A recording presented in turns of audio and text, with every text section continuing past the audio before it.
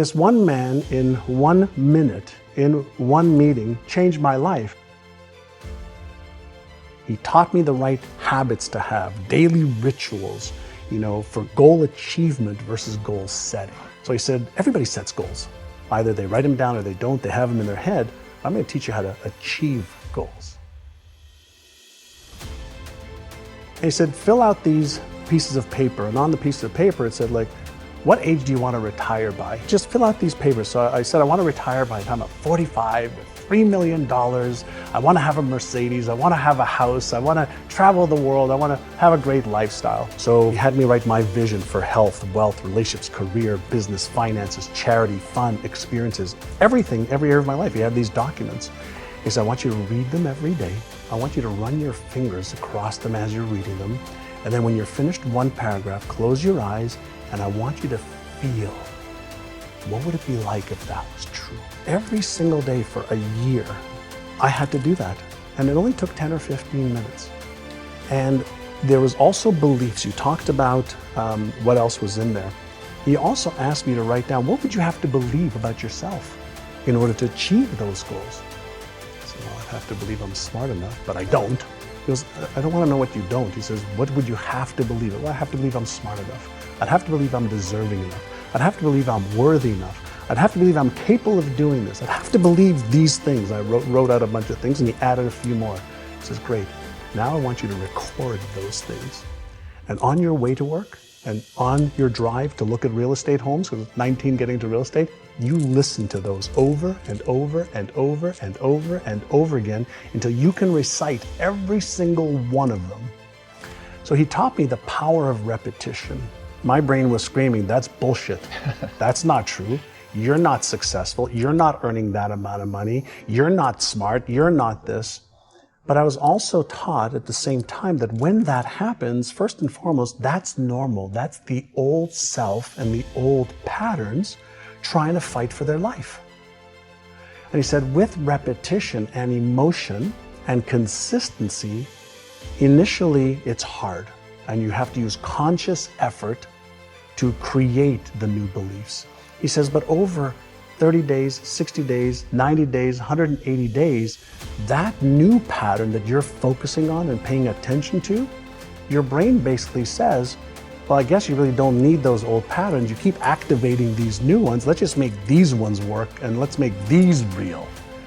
But I wanted to understand what happened. I was a voracious student. I want to understand how.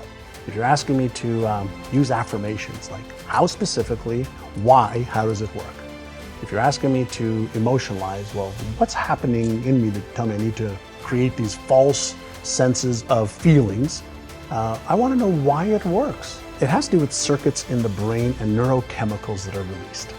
And so when we feel something, chances are that we're going to release dopamine in the brain, the feel-good neurochemical that activates the reward center of the brain.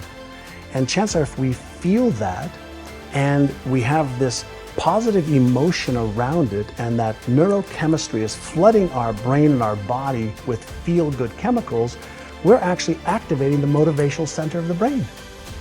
And so when we visualize, when we set a goal, when we take an action step, when we emotionalize, when we read our goals, the initial flood of neurochemicals, dopamine, serotonin, feel-good chemicals, and then if we share it with a friend, oxytocin, those three neurochemicals, those are the neurochemicals of goal achievement. But then there's the other side of it, the other circuits of fear, of stress, where norepinephrine, cortisol, or epinephrine, the stress hormones can be released as well. All the how to get healthy and stay healthy, we know.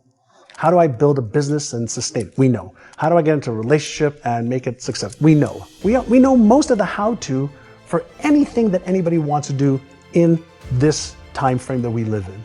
So the how-to is the easiest part of the equation. So the harder part of the equation is, why am I not doing the things that I know I should be doing? And why am I not doing the things that I could find out easily how to do? The law of Goya is simply get off your ass. So if you think and you believe and you emotionalize, you visualize, and you create your plan for how am I actually going to achieve this? So what do I need to do? When am I going to do it? How specifically? How am I going to tweak it, measure it, and iterate it so that I'm consistently making progress? I learned the value of progress versus perfection.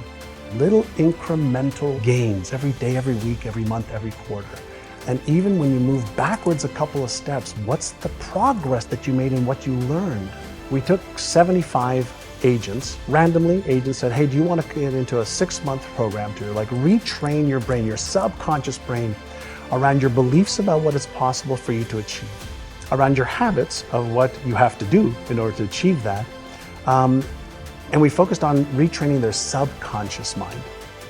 And so for 6 months, they had to go through a process of listening to certain audio tapes, reading certain materials every day, and following the process of training their brain, specifically their subconscious brain, which controls 95 to 98% of all of our thoughts, emotions, and behaviors today.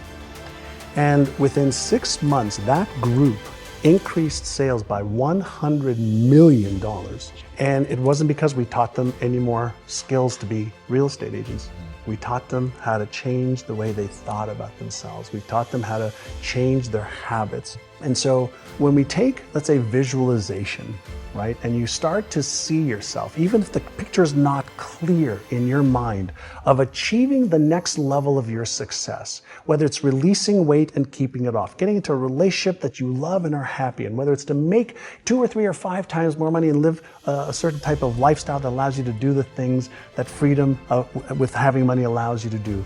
If you start in your mind first and you impress that through conscious efforts into the subconscious mind, it then causes thoughts and emotions and behaviors. Part of the work that I love to do now is really help people understand, what is your story? Like, what's the story you're telling yourself? Because we all have a story. We have a money story, a relationship story, a health story. We have a story for everything. And then that story keeps recreating our lives over and over and over again. And we have beliefs that support the story. We have habits that support the story. We have people that support the story. We have systems that support our story. And so my question that I always ask people, who would you be with a different story?